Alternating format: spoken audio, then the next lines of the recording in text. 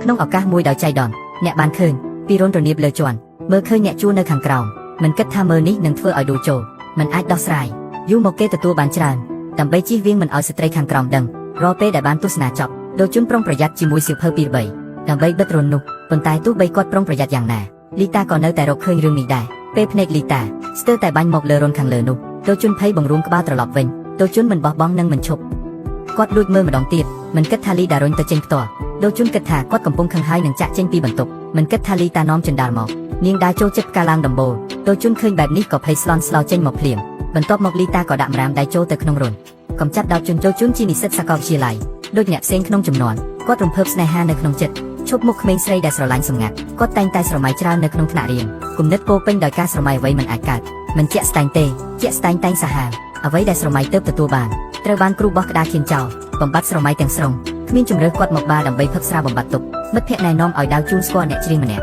តែពេលនោះចិត្តរបស់ដាវជូនគិតពីក្មេងស្រីដែលស្រឡាញ់សម្ងាត់មិនចង់និយាយជាមួយអ្នកដទៃសោះចុងក្រោយគាត់ក្លាហានសារភាពស្នេហ៍ប៉ុន្តែគ្មានគិតថានាងមានគូស្នេហ៍រួចហើយគាត់ខកចិត្តខ្លាំងគាត់ត្រឡប់ផ្ទះវិញដើម្បីបញ្ចេញអារម្មណ៍ទុក្ខសោកតាមរយៈមើលភាពយន្តក្នុងទូរស័ព្ទមិនគិតថាថ្ងៃបន្ទាប់ជនជាតិថ្មីមួយគូមកជួលក្រោមផ្ទះនេះបានធ្វើឲ្យដាវជុនមានសង្ឃឹមឡើងវិញដូជុនបានជួបលីតាដំបូងគាត់ត្រូវបានតាក់ទាញយ៉ាងខ្លាំងដោយភាពស្រស់ស្អាតនិងទម្រង់របស់នាងបន្តិចបន្តួចដូជុនរកឃើញគូស្វាមីភរិយាចម្លែកប្តីឈ្មោះដាជួងរៀងរាល់ព្រឹកគាត់ភ្ញាក់ពីគេងដើរចេញទៅធ្វើការទុកឲ្យលីតានៅតែឯងនៅផ្ទះហើយពេលល្ងាចក៏តែងតែត្រឡប់មកយឺតផងដែរមុខមាត់នឹងអំណាដាជួងលីតាសូម្បីតែមិនចង់បើកភ្នែកផងដែរគេមិនដឹងថាសកម្មភាពរបស់អ្នកទាំងពីរត្រូវបានដោជុននៅលើជាន់មើលឃើញច្បាស់លាស់ថ្ងៃបន្ទាប់លីតាទៅខ្ចីឧបករណ៍សាកថ្មពីអ្នកជិតខាងដោជុនដែលនៅក្បែរបានឬភ្លាមបាននិយាយថាខ្លួនមានឧបករណ៍សាកថ្មគ្រប់ប្រភេទបន្ទាប់មកគាត់បាននាំលីតាឡើងជាន់ដោយស្និទ្ធស្នាលអ្នកទាំងពីរនិយាយរីករាយទំនាក់ទំនងពួកគេចូលចិត្តបន្ថែមការសើចនិងរំភើបលីតាមានអំណាចវេទមន្តធ្វើឲ្យដោជុនមិនផ្ដាច់ចិត្តពេលព្រៃគ្នាស្នាមញ៉ាំផ្អែមល្ហែមរបស់លីតាធ្វើឲ្យនាងចូលចិត្តបន្ថែមស្ត្រីស្អាតបំផុតគឺគ្រោះថ្នាក់បំផុតយប់នោះត្រឡប់ផ្ទះក្រោយរៀនចប់ពេលដោជុនដើរឆ្លងកាត់បន្ទប់ជិតស្និទ្ធរបស់លីតាគាត់មើលឃើញលីតានៅបន្ទប់ដោយមិនចិត្តណាការមើលលួចលើកនោះបានបើកទ្វារពិភពថ្មីសម្រាប់ដោជុននៅវ័យ20ឆ្នាំកំពុងស្រស់ស្រាយការរញ្ជួយវ័យក្មេងធ្វើឲ្យហូរម៉ូនត្រូវបានកើនឡើងភ្លាមដូច្នេះដោជុនចាប់ផ្ដើមធ្វើជាទម្លាប់មើលលួចរៀងរាល់ថ្ង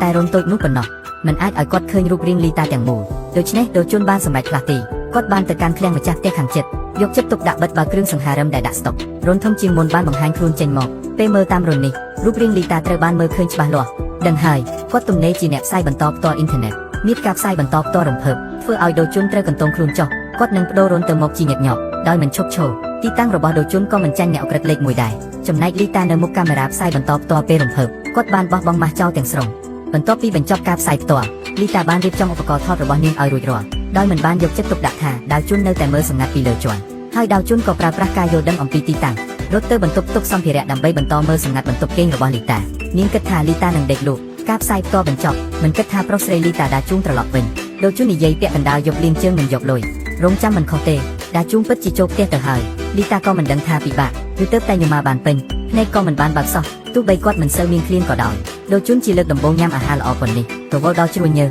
ដៃក៏ឈឺសាច់លំដូច្នេះដូជុនបានសង្កេតមួយសប្តាហ៍ជាប់គ្នាគាត់សន្និដ្ឋានចេញច្បាប់មួយប្តីលីតាដាជួងត្រឡប់ផ្ទះយប់យឺតជារៀងរាល់ថ្ងៃពេលត្រឡប់ផ្ទះគាត់ក៏មានរបៀបរស់នៅថេរមួយដំបូងញ៉ាំបាយសឹកខ្ចីមួយចានធំបន្ទាប់មកត្រឡប់បន្ទប់គេងចំពោះការរស់រាយរបស់ដាជួងលីតាមើលទៅមិនខ្វល់ពីគាត់ជួនកាលជួនមានអារម្មណ៍ថាទំនាក់ទំនងរវាងដាជួងនិងលីតាមើលទៅមិនផ្អែមល្ហែមដូចគូស្នេហាធម្មតាមើលទៅដូចសហការរស់នៅជាមួយគ្នានីមួយរស់តាមផ្លូវខ្លួនយូរណាស់ទើបដល់ពេលល្ងាចដូជុនរងចាំមាត់រូងមើលផ្សាយបន្តផ្ទាល់លីតាបន្ទាប់ដាជួងត្រឡប់មកសម្អាតអ្នកទាំងពីរចម្អិនម្ហូបពួកគេចម្អិនម្ហូបក្រោមផ្ទះដោយរំភើបដូជុននៅជាន់លើរវល់តន្ត្រីស្ងាត់ដោយមិនរំពឹងទុកលីតាប្រាប់ភ្នែកភ្លាមហើយមើលទៅទីដែលគេនៅតាមការលីតានៅដូចមុនគ្មានចំណាប់អារម្មណ៍សោះចំពោះតាដាច់ប៉ុន្តែបន្ទាប់ពីបានជួបដូជុននាងផ្លាស់ប្ដូរទាំងស្រុងញ៉ាំច្រើនជាងគេទៀតរហូតមុខក្រហមដោយសារតែពុះពេញក្នុងភ្នែកអ្នកជិតខាងលីតាគឺជាកូនស្រីក្រុមគ្រួសារធំលីតាជាកូនស្រីក្រុមគ្រួសារធំឯកភាពតែរក្សាសុភាពរៀបសារមិនគិតថាជាអ្នកដូចទឹកភ្លៀងព្រឹកក្នុងពន្លឺព្រះអាទិត្យដូចជាឈ្មោះអូយ៉ាងដកផ្នែកបន្ថែមចេញខាងក្រៅមានមនុស្សខ្លែងបន្លំជាប់គ្រឿងញៀន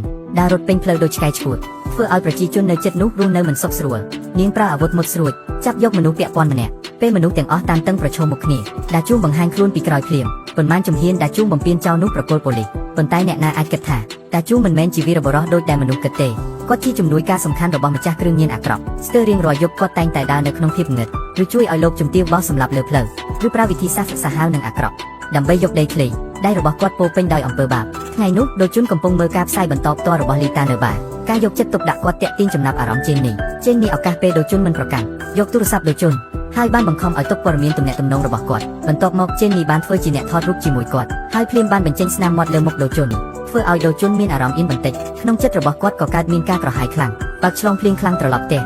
ចូលជ្រុំភ្លៀងបើកទ្វារលីតាដោយចៃដន្យទោះដឹងថាទ្វារនោះមិនមែនបើកសម្រាប់ខ្លួនឯងទេក៏ដោយដូជុនក៏ក្លាហានដើរចូលទៅគ្រាន់តែព្រោះចង់បង្ហាញចិត្តទៅកាន់លីតាយ៉ាងជ្រាលជ្រៅរួចមកហើយបន្ទាប់ពីសង្កេតឃើញថាក្នុងផ្ទះមិនមានអ្វីប្លែកទេគាត់សម្រេចចិត្តធ្វើទៅតាមផែនការរបស់គេគាត់បានបំភ្លឺអំពីទម្លាប់រស់នៅប្រចាំថ្ងៃរបស់អ្នកឆ្ងាយចិត្តណាបង្កើតសម្លេងតិចតួចបន្ទាប់មកដើរចូលបន្ទប់គេងយ៉ាងស្ងប់ស្ងាត់នៅពេលភ្នែករបស់គាត់ពន្លឺធ្លាក់លើលីតាដេកលក់លង់លក់លាន់គាត់ដោះខោអាវចេញដោយអារម្មណ៍ស្ងប់ចិត្តហើយចាប់ផ្ដើមអំពើអយុត្តិធម៌យ៉ាងអាម៉ាស់គិតថាអ្វីទាំងអស់ធ្វើបានយ៉ាងល្អឥតខ្ចោះមិនគិតថាចុងក្រោយត្រូវបានលីតាពិចារណាឃើញទេ